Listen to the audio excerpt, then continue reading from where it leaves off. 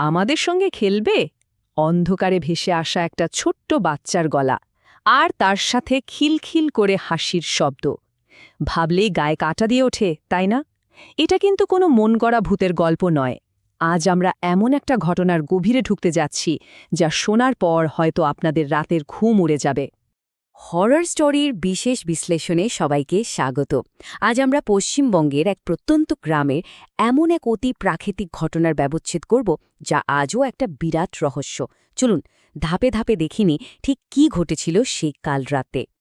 তাহলে চলুন সরাসরি মূল ঘটনায় ঢোকা যাক। সময়টা রাত 12:30।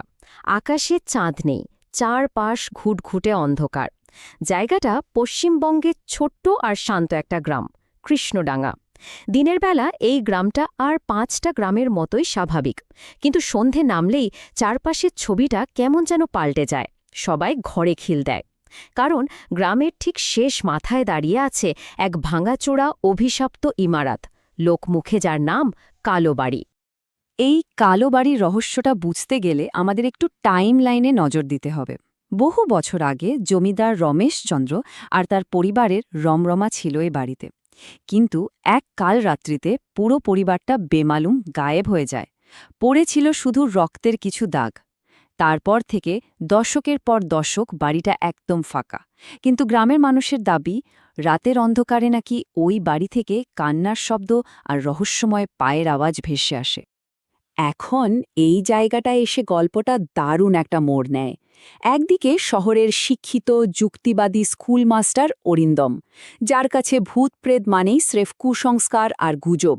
আর অন্যদিকে গ্রামের বয়স্ক মানুষ মহাদেব। মহাদেব কিন্তু রীতিমতো ভয় পেয়ে অরিন্দমকে বারবার বারণ করেছিলেন রাতের বেলা ওই বাড়ির ধারে কাছেও না যেতে। কিন্তু একজন কড়া যুক্তিবাদী মানুষ কি আর এত সহজে ভয় পায়?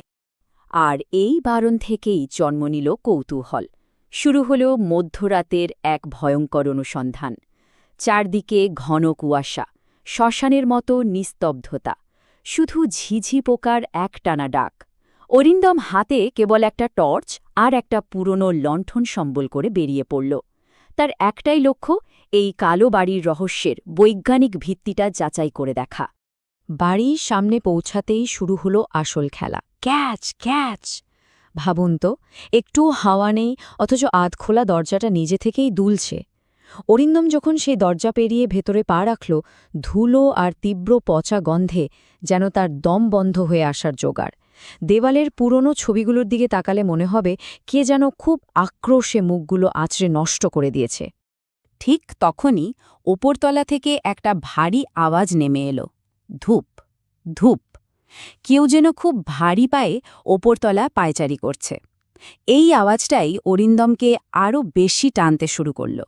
ওই ভাঙাচোরা ক্যাচক্যাচ শব্দ করা সিঁড়ি বেয়ে আমাদের যুক্তিবাদী মাস্টারমশাই ধীরে ধীরে ওপরে উঠতে শুরু করলেন। দোতলার লম্বা করিডোরের শেষে একটা আধখোলা দরজা। ভেতর থেকে খুব হালকা আলো আসছে। সেই আধো অন্ধকার ঘরে ঢুকতেই অরিন্দমের চোখের সামনে এমন একটা দৃশ্য ফুটে উঠল, যা রীতিমতো শিরদাঁড়া দিয়ে ঠান্ডা স্রোত বইয়ে দেওয়ার জন্য যথেষ্ট। ঘরের মাঝখানে একটা পুরনো কাঠের চেয়ার, আর তাতে বসে আছে সাদা ধুতি পরা এক কুঁজো বৃদ্ধ, মাথাটা নিচু করা। কিন্তু সবচেয়ে ভয়ানক ব্যাপারটা ঘটল যখন বৃদ্ধ মুখটা তুলল। তার কোনো চোখ ছিল না, চোখের জায়গায় শুধু দুটো নিকষ কালো শূন্য গর্ত। হঠাৎ পিছনের দরজাটা সজোরে ধরাম করে বন্ধ হয়ে গেল, আর এই দম বন্ধ করা আতঙ্কের মধ্যেই ওই চোখহীন বৃদ্ধ মুখ খুলল, ফিসফিস করে বলে উঠল, এতদিন পরে কেউ এলো। কথাটা খুব সাধারণ, কিন্তু তার গলার আওয়াজটা মোটেই স্বাভাবিক ছিল না। মনে হচ্ছিল যেন একসঙ্গে অনেকগুলো মানুষের গলা মিশে গিয়ে একটা অমানসিক অস্বাভাবিক ফিসফিসানিতে পরিণত হয়েছে। বৃদ্ধ যখন এক অদ্ভুত বিকৃত হাসি হেসে বলল যে ওরা এখনো এখানেই আছে, ঠিক সেই মুহূর্তেই ঘটে গেল আর একটা ভয়ঙ্কর ঘটনা। অরিন্দম খেয়াল করল ঘরের চারপাশের দেয়ালে হঠাৎ করেই অসংখ্য হাতের ছাপ ফুটে উঠছে, লাল রঙের, একদম টাটকা রক্তের মতো হাতের ছাপ। এটা ছিল একটা অকাট্য চাক্ষুষ প্রমাণ যে ওই ঘরে অরিন্দম আর ওই চোখহীন বৃদ্ধ মোটেই একা নেই। আর ঠিক তখনই আমাদের এই ব্যাখ্যার একেবারে শুরুতে শোনা সেই হাড়হিম করা গলাটা আবার ফিরে এলো। আমাদের সঙ্গে খেলবে?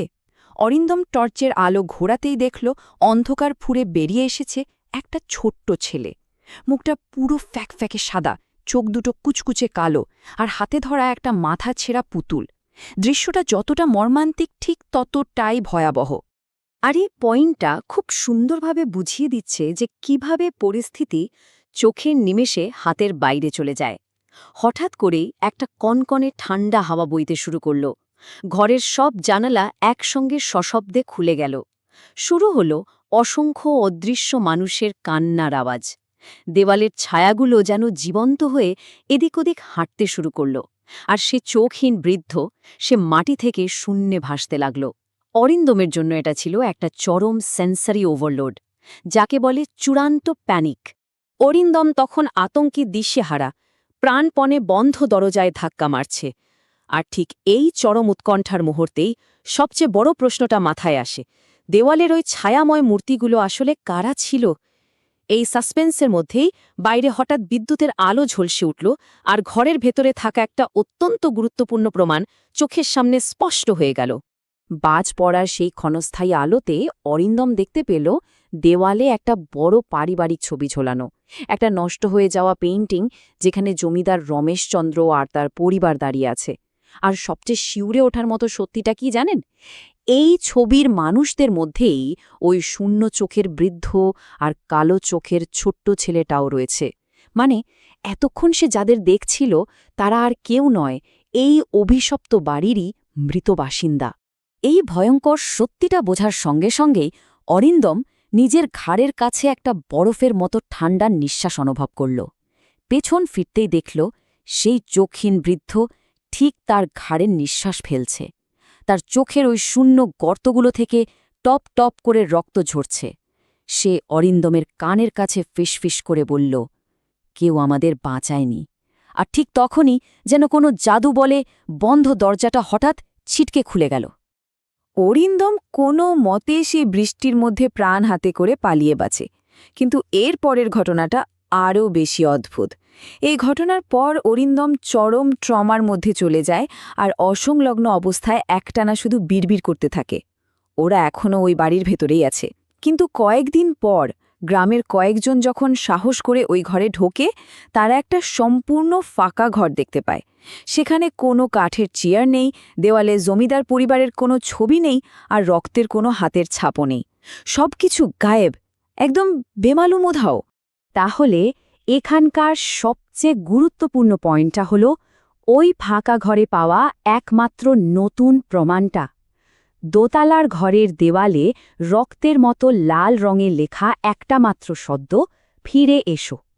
গ্রামবাসীদের পাওয়া এই লেখাটা পুরো ঘটনাটাকে আরও অনেক বেশি রহস্যময় আর ভয়ঙ্কর করে তোলে। এটা যেন এই কথারই প্রমাণ দেয় যে অরিন্দমের সঙ্গে যা ঘটেছে সেটা শুধু তার মনের ভুল ছিল না। তাহলে কি কালো বাড়ির ওই অতৃপ্ত আত্মারা আজও তাদের পরবর্তী শিকারের অপেক্ষায় সেই অন্ধকার ঘরে বসে আছে? এই প্রশ্নটা কিন্তু থেকেই যাচ্ছে। এই রকম আরও রোমাঞ্চকর, ভয়ঙ্কর আর রহস্যময় ঘটনার বিশ্লেষণ দেখতে আর আমাদের এই অনুসন্ধানের সঙ্গী হতে হরর স্টোরি বেঙ্গলি চ্যানেলটি লাইক, শেয়ার এবং সাবস্ক্রাইব করতে একদম ভুলবেন না। মনে রাখবেন, অন্ধকারে নিজস্ব কিছু গল্প থাকে, আর সব রহস্যের কিন্তু সমাধান হয় না।